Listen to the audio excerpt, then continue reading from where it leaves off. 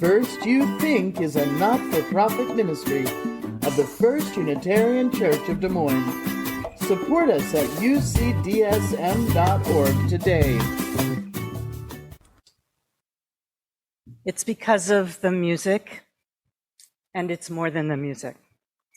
From the bell choir and the singing choir, from the magic and hard work of Karen Kramer's artistry and Bruce Martin's unlimited repertoire and boundless talent, or from all of our voices, shaky and off-key and uncertain as we are, so strong and lovely when we sing together, or a single cello at a memorial service, or a child with half a year of flute lessons under their belt at a wedding.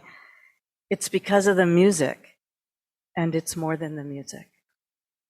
It's because of the words from ministers maybe, but mainly from you speaking, reading, sharing from the core of yourselves, or from the youth group that we'll hear next month, or the coming of age class in May.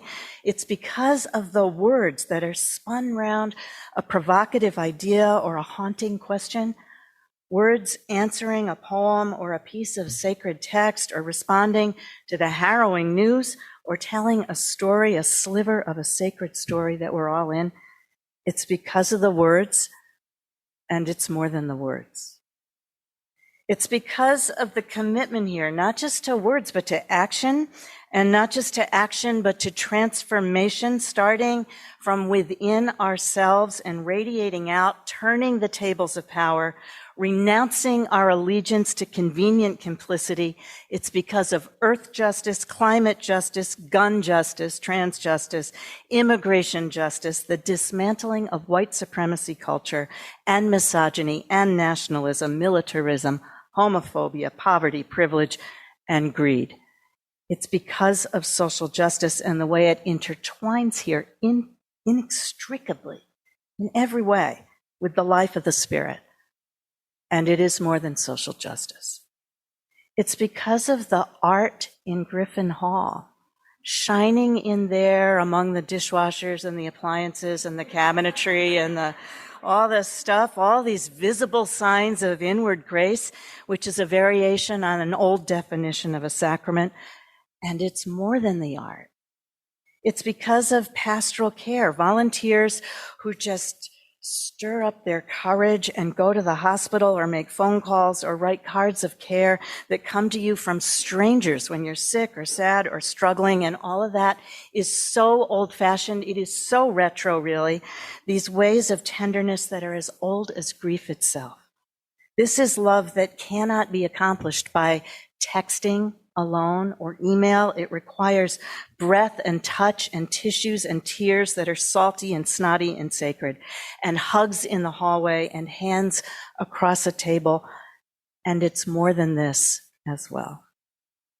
It's because time and shape and space are shaped in this place to hold young children and babies and youth and their families, and also elders and all of us as we travel, stumbling from age to age, from day to day, teaching and learning round and round. It's because of the OWL curriculum on human sexuality, or any class in the one-room schoolhouse in the basement that's built by hand by volunteers, companioning children, teaching them, learning from them, how to be good people, good, progressive, open-minded, large-hearted people, but more than that, how to be joyful, grateful, at home in ourselves.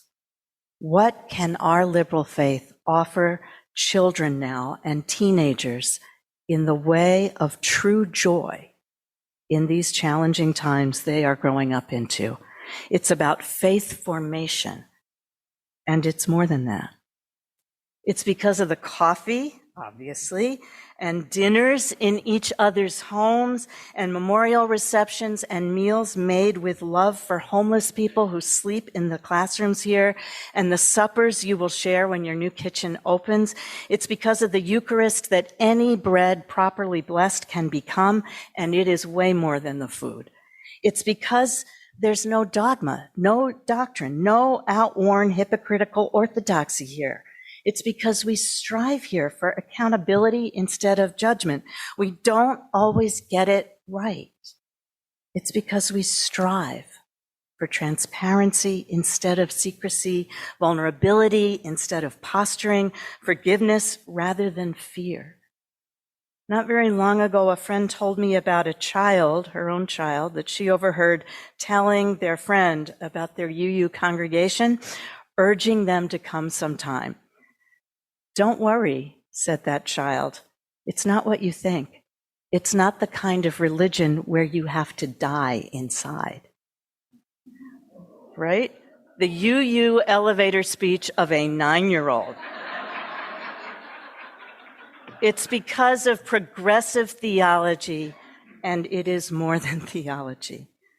It's because of community and the promise of community, friendships that are decades old, and connections that are fleeting, sharing a hymnal, sharing a task, but you have this sense that these truly are your people, even if you don't even know their names, and that if you asked for help, they might actually come through. And if you asked for help, and if they asked for your help, you might actually step up. A circle of strangers and comrades and friends who are maybe not like-minded, but like-hearted. A circle larger than it looks because the beloved dead are gathered up into it with us. They're right here beside us, right inside us. And also the others who are not yet even here, who will show up after we're gone and sit right there in your seats, right there in your places, because we've imagined them in our time, as those before imagined you and made this space for you and cast this circle and set the tone and the foundation and paid for it. From 1877 on, every year, without fail, they did that. Because of music and words, spirit and art, justice and the living earth, and how we hold children and how we hold grief and how we hold scriptures and death and new life and all the names of God. Because of goofy laughter and righteous anger, a religion that is anchored in integrity and imperfection, even as we're still learning what those even are. Because no single thing, but all the things. It matters that the congregation exists and that we have a hand in its thriving. It's all the things and not any particular thing, because you could find all these singular things just about anywhere, and likely more shiny than you're going to find them here. You could go to a concert for music. You could go to a lecture for words, or just turn on a TED Talk and not even get out of your bed. You could go to a museum or a library or a book club or a school for learning and art, and a restaurant for dinner, and a social service agency or a political party where you could serve the world and maybe actually change it. You can go to the woods or your garden to pray or lay a blanket under the stars for all the wonderment you need. There are support groups for grief, 12-step programs for recovery. The Universal Life online church will credential your uncle in a minute for weddings. You can go on social media if you want to for friends. But these are the particulars. A church is more than its parts. There are coffee shops all over the place. Great bagels, great Wi-Fi. What would be the point of drinking your coffee here on Sunday if we weren't also, for example, teaching each other ethics, children and adults all together? And what would be the point of that deep inward growth if we weren't also out there in the public square, loud and proud and fired up, placing our bodies right there side by side with others in the struggle who need us and we need them? And what would anchor that exhausting work of shaking the foundations if we couldn't land here to recover and rest once a week and restore our souls and hear a volunteer choir singing or ringing in the morning? You hear live music made by humans every week. How could we justify a gift like that if we weren't also all about the nonstop work of discerning how to dwell in peace together, your church a microcosm of the whole wide broken world, and seeking for truth and helping each other? It all goes round and round. No single thing without all the others, because these are not commodities. They're not consumables. They are sacraments, gifts we receive and return. It's a circuit. Gwendolyn Brooks, the great African-American poet, writes in a poem of music words, devout and large. She says, we are each other's harvest. We are each other's business. We are each other's magnitude and bond. We sing those music words, whether we're in the choir or not. And you might come only for the music, while somebody else comes only for the children's program. This one just for social action, that one just for the snacks on Sunday morning. But we hold it all together, hold each other and all our loves and hopes and this whole world all together, clumsy as we are. We are each other's harvest. We are each other's business. We are each other's magnitude and bond. So it all matters. It matters that the church exists. It matters that we covenant together to have a hand in its thriving, that we show up as we're able, that we fund it as we're able, all together. There is no one else who's going to do that.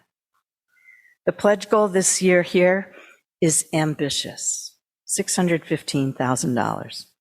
But in fact, it is lean for the size of the place, for the scope of your work, for all the things you do here, all the things that it is. It's a lean budget to keep the lights on, the snow plowed incessantly, the people working here paid with fairly and with proper benefits. Your board has gathered all these requests from all of you, the committees and teams, and they are working to build this pragmatic, responsible budget to hold it all, what you want to do. But really, it's what you mean to be. And we know if every household pledged, $2,500, we'd reach the goal this afternoon. And we know also it never works that way, nor can it, nor should it, because some households here can give exponentially more than that, and consistently you do. And others can give just a fraction. For some, $25 a year is a mighty stretch, and they may not make it. In this house, everyone has equal voice. You hold all the things all together, and every gift of every size is a testament to generosity and trust and visionary love. And they mean that. And the stewardship committee means it when they tell you, even if your gift is less than you want it to be, even if this year you can't give very much at all, just put that on your card and put it in an envelope and send it in as a love letter to your church, because you're needed in the circle.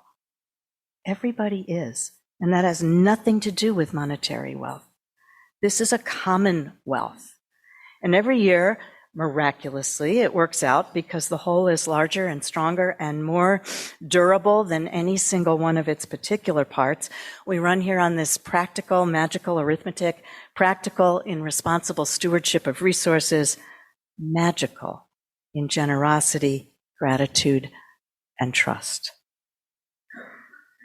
We are living in 2023 in an uncertain time, maybe the most uncertain times that any of us has ever known, including those here who are old enough to remember and to have come through, say, the time of the Vietnam War, or the Second World War, or the Jim Crow time, or the Great Depression. When I speak about this with people who are in those age groups, beloved elders, they sometimes get really quiet, and they look down at their hands in their laps and shake their heads.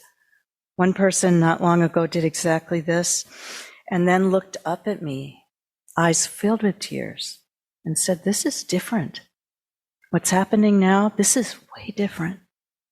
Pay attention." And they just reached out their hand to me. And it was like, hold on, pass it on, stay strong. Incredible damage has been done, is being done, and some of it's irrevocable, and some of it's invisible, including soul damage, psychic damage. You can feel it these days in the center of your spirit. Communities of faith, meaning hope, matter. anchored in history, strong in dreams for the future. It matters. Communities where compassion is just expected, but never goes without saying, where humanity in all of its lovely incarnations and all the other living things are celebrated, honored, cherished, fought for. This all matters now more than ever. Joy matters more than ever, and radical love. Eliot read to us from the poet David Hernandez, to anyone who is still trying, any person, any human, any someone who breaks up the fight, who spackles holes, who FedExes ice shelves to the Arctic to keep the polar bears afloat, who talks the wind-rippled woman down from the bridge, any individual, any citizen skimming muck from the coughing ocean, anybody picketing across the street from the anti-gay, anti-trans, anti-queer, anti-life picketers with their own sign shouting love and rage. I get cynical sometimes, he says. There is so much broken in the system. I'm working at whittling away at pessimism, harvesting light where I can find it. That's what you do here. You're harvesting light. And we are each other's harvest. We are each other's magnitude and bond. And to anyone who is still trying, which is all of you, always trying, all of us, this church really matters.